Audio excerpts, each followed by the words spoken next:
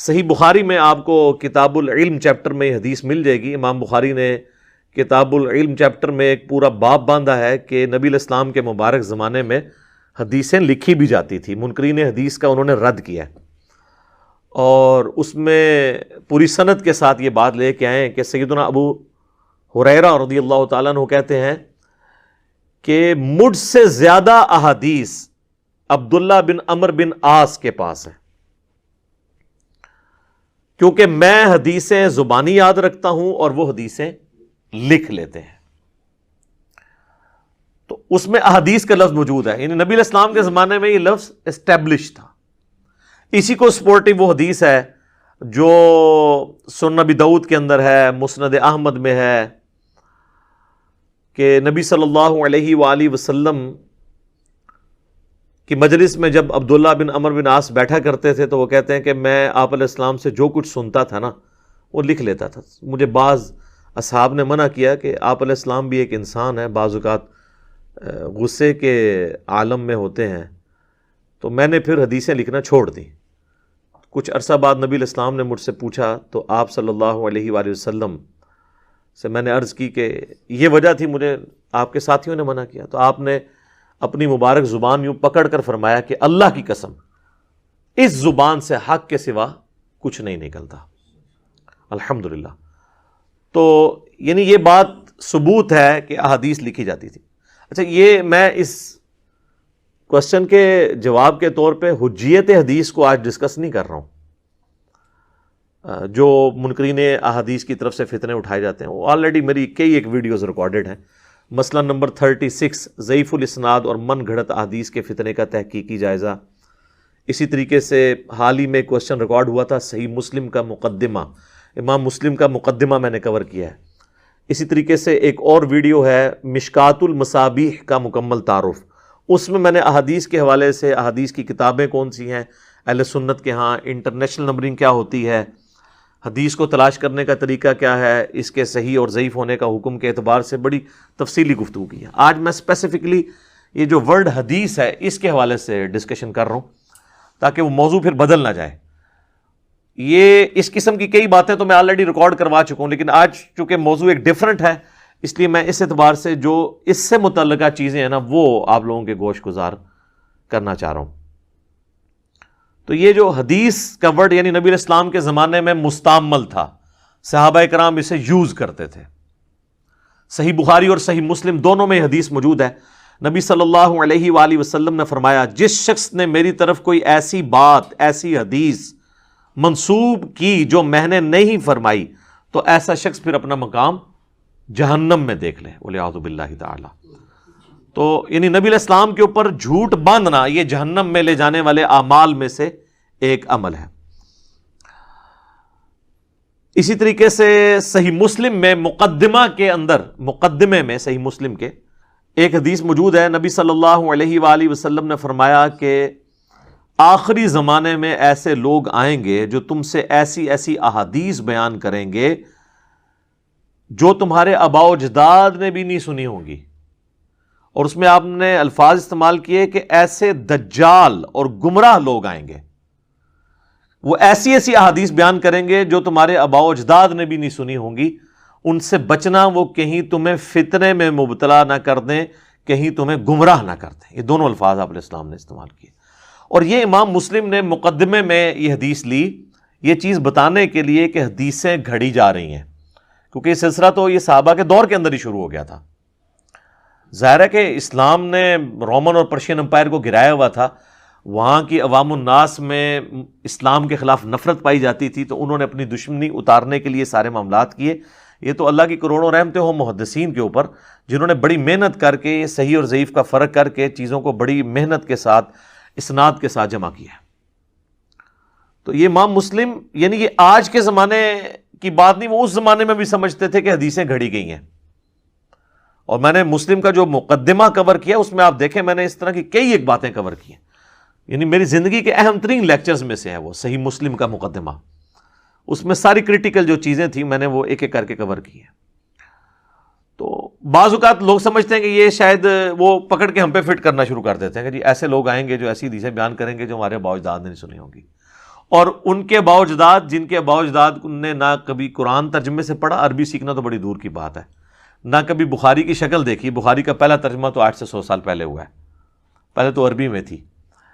تو وہ لوگ کہتے ہیں، یہ ان کے بارے میں نہیں ہے جو آپ کو کہتے ہیں کہ آپ کے بزرگوں نے یہ دیکھیں قرآن کا ترجمہ کیا ہے اور یہ آپ کے بزرگوں نے بخاری مسلم کا ترجمہ کیا ہے، دیکھیں اس کے اندر کیا لکھا ہوا ہے.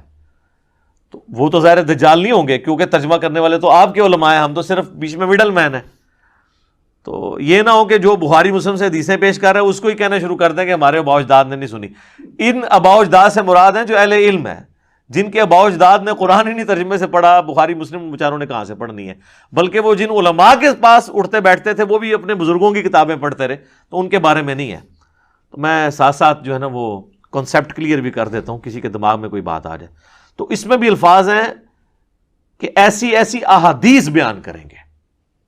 تو یہ اس بات کا ثبوت ہے کہ لفظ حدیث، احادیث، یہ نبی علیہ السلام نے خود اپنی مبارک زبان سے استعمال کیا، آپ کے صحابہ نے اسے یوز کیا، تابعین نے یوز کیا، اور اس کے اوپر اجماع ہے. اہل سنت، اہل تشیع سب نبی علیہ السلام کے افعال کو، آپ علیہ السلام کے اقوال کو، آپ کے اعمال کو جو کتابی شکل میں ہم تک ٹرانسفر ہوئے ہیں اس کے لیے حدیث کا لفظ بولتے ہیں.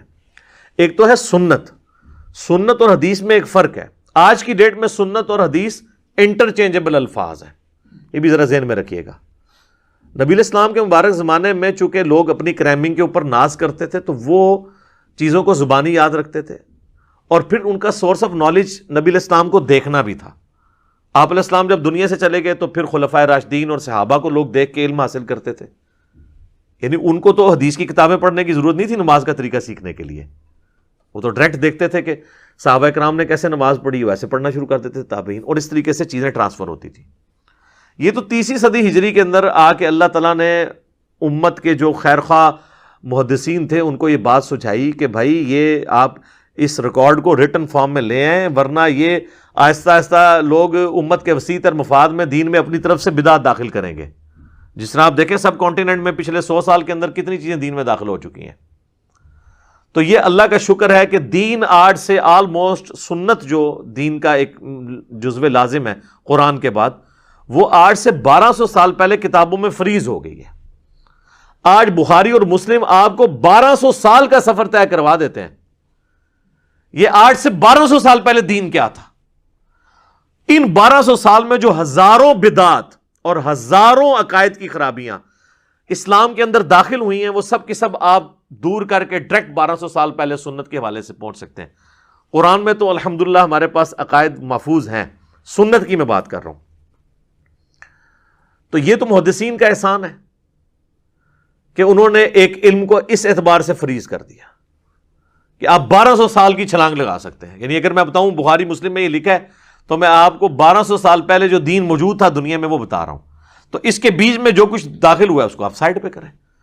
تو سنت جو ہے وہ سنت ہی کا ریٹن ریکارڈ محدثین نے جمع کیا ہے.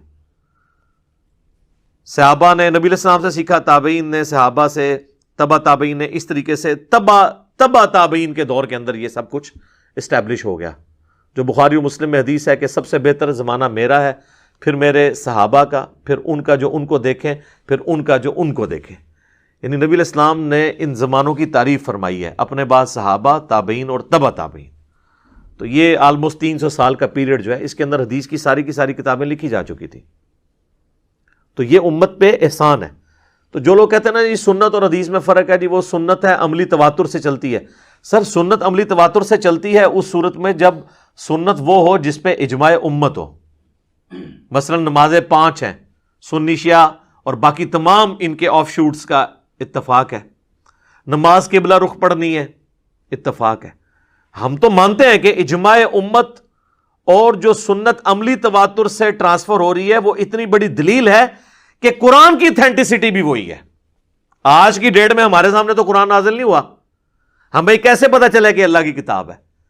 اجماع سے اور سنت سے ٹرانسفر ہوا ہے نسل در نسل. تو جس سنت کو ہم قرآن کی اتھینٹسٹی اس سنت کے اوپر ڈیپینڈنٹ ہے، تو اس سنت سے جو چیزیں ہم تک پہنچ رہی ہیں ہم ان کو مانتے ہیں. ہمیں کوئی صحیح حدیث بھی آپ لا دینا جو سنت کے خلاف ہو ہم اسے ایکسیپٹ نہیں کریں گے. اور یہ میری اپنی بات نہیں ہے، امام شافعی کا قول ہے صحیح سند کے ساتھ. انہوں نے خود اپنی کتاب میں لکھا ہے، سند کی تو ضرورت نہیں ہے، کہ اگر مجھے خبر واحد ایسی ملے جو اجماع امت اور سنت کے خلاف ہو، چاہے وہ حدیث صحیح بھی ہو، اس کو ایکسیپٹ نہیں کیا جائے گا، یا تو اسے منسوخ تصور کیا جائے گا یا اس کی پھر سند کے اندر کوئی کلام ہوگا، اس لیے کہ امت ایز اے ہول گمراہ نہیں ہو سکتی. اللہ نے گارنٹی لی ہے نا، المستدرک للحاکم میں صحیح سند کے ساتھ حدیث ہے. بلکہ قرآن میں بھی جو آیت نمبر 115 ہے نا سورۃ النساء کی، جس میں کہا گیا کہ مومنین کے راستے کو آپ نے اڈاپٹ کرنا ہے، امام شافعی کہتے ہیں یہ آیت ثبوت ہے اجماع کی حجیت کے اوپر.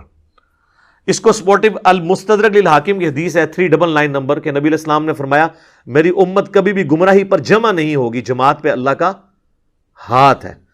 تو اس سے مراد ہے اجماع امت، جب پوری امت ایک بات کر رہی ہو، پوری امت. اگر چند اہل علم بھی اختلاف کر دیں گے نا بڑے لیول کے، اجماع ٹوٹ جائے گا.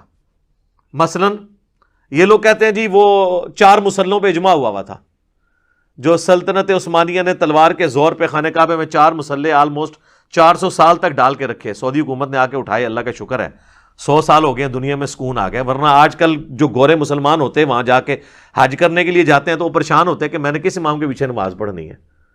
اور وہ تو چاروں بیک وقت نمازیں ہو رہی ہوتی تھی، ایک رکوع میں جا رہا ہوتا تھا، دوسرا سجدے سے اٹھ رہا ہوتا تھا، پتہ ہی نہیں تھا چلتا. عجیب انہوں نے تماشا ڈالا ہوا تھا، اور یہ کنکلوڈ کر بیٹھے تھے کہ اجماع امت ہے. لیکن اہل علم اس وقت بھی چیختے تھے کہ یار یہ کیا مسلمانوں کی جمعیت توڑ رہے ہو. تو اجماع دیکھا کیا ہے، ایسے اٹھا کے امت نے پرے پھینکا ہے. تو اجماع ہوتا تو کبھی نہ ٹوٹتا، وہ اجماع ہے ہی نہیں تھا. اجماع ہوتا جب پوری امت ایک بات کرے، پوری امت یہ کہہ رہی ہے کہ مردے قبلہ رخ دفنائے جائیں گے، یہ اجماع امت ہے. پوری امت کہہ رہی ہے کہ فرض کی 17 رکھتے ہیں، 2 فجر 4 ظہر 4 عصر 3 مغرب 4 عشاء. پوری امت کہہ رہی ہے کہ قرآن یہ 2 گتوں کے درمیان یہی مصحف ہے. دنیا کا آپ کوئی مسلمان اٹھا لیں، کسی بھی مکتب فکر سے تعلق رکھے، وہ قرآن اسی کو مانتا ہے. یہ ہے اجماع امت، یہ ہے سنت. اس سے کوئی حدیث بھی ٹکرائے نہیں ایکسیپٹیبل ہوگی. لیکن سر یہ ہوگا ہی نہیں کہ صحیح احادیث جو ہماری مین سٹریم کی کتابوں میں وہ سنت سے کبھی ٹکرا جائے. لیکن اگر سنت جو ہے وہ لال پیلی زرد اور ہر جگہ کی اپنی ہو تو پھر سنت تو نہیں ہوگی نا. مثلا رائے ونڈ میں اجتماعی دعا کرنا تو درست نہ ہو، رائے ونڈ سے باہر نکلے تو دیوبندیوں کی مسجد میں فرض کے بعد اجتماعی دعا درست ہو جائے، اور فرض کے بعد اجتماعی درست لیکن جنازے کے بعد دیوبندی کے یہ ثابت نہیں ہے، اور فرض کے بعد جو کر رہے ہیں وہ بھی ثابت کوئی نہیں ہے، وہ بریلویوں کے نزدیک درست ہو جائے. تو سنت جو ہوتی ہے نا وہ پوری دنیا میں ایک ہوتی ہے، بدعت مختلف ہوتی ہے. تو جب اس طرح کا جو جس کو یہ سنت کہہ رہے ہوتے ہیں اصل میں وہ بدعت ہوتی ہیں، اس کو پھر چیک کریں گے ہم 1200 سال پرانے علم کے اوپر احادیث کی کتابوں پہ کہ کیا 1200 سال پہلے بھی یہی باتیں ہوتی تھی. کیونکہ اختلاف آیا، اور اللہ کے فضل سے جہاں پہ اختلاف نہیں ہے نا وہ من نوعاً وہی باتیں بخاری و مسلم میں اسی طریقے سے موجود ہوں گی. یہ مزے کی بات ہے. یہ کہتے ہیں جی اگر کوئی حدیث آ جائے جو اجماع کے خلاف ہو، پہلے وہ حدیث لے کے تو آئے نا، ایویں کہانیاں تھیوریٹیکل باتیں. ٹھیک ہے، اگر کوئی ایسی مچھلی آ جائے جو ہوا میں بھی زندہ رہتی ہو، سر وہ پہلے لے کے تو آئیں، آپ بات تو وہ کریں. اگر کوئی حدیث آ جائے جو قرآن سے ٹکراتی ہو، سر وہ لے کے تو آئیں نا، قرآن سے ٹکراتی بھی ہے کہ نہیں، آپ اپنا لقمہ اس کے منہ میں ڈال رہے ہیں. تو یہ حدیث کے اعتبار سے یہ علم حدیث ایک پورا ایک سمجھ لیں امت پہ محدثین نے بڑی محنت کر کے اللہ تعالیٰ نے ان سے یہ کام لیا ہے. تو اس کو ہلکا نہیں جاننا چاہیے، ورنہ انسان اپنے ایمان کی فکر کرے. خیر اب یہ میں نے ایک ضمناً کچھ باتیں کر دی ہیں، باقی میری جاوید احمد غامدی صاحب کے نظریات کے اوپر ایک ویڈیو ریکارڈ ہوئی ہے مجلس نمبر 96، وہ آپ ضرور دیکھیں. اس میں نے کئی ایک باتیں اس سے ریلیٹڈ کی ہیں، وہ آج ٹاپک نہیں ہے اس لیے میں اس کو سکپ کرتا ہوں. سنت کی حجیت کے حوالے سے اور حدیث اور سنت کو جو وہ ٹکروانے کی کوشش لوگ کرتے ہیں، بعض کچھ چیزیں غامدی صاحب پہ خام خواہ تھوپی ہوئی ہیں، کچھ چیزیں واقعی ان سے مس ہینڈل ہوئی ہیں، ہم نے اس کو آئیڈینٹیفائی کیا. تو یہ احادیث کا لفظ صحابہ نے تابعین نے یوز کیا کیونکہ نبی علیہ السلام خود اپنے فرامین کے لیے احادیث کا ورڈ استعمال کیا کرتے تھے. اب احادیث کی مینلی ہیں 3 کیٹیگریز.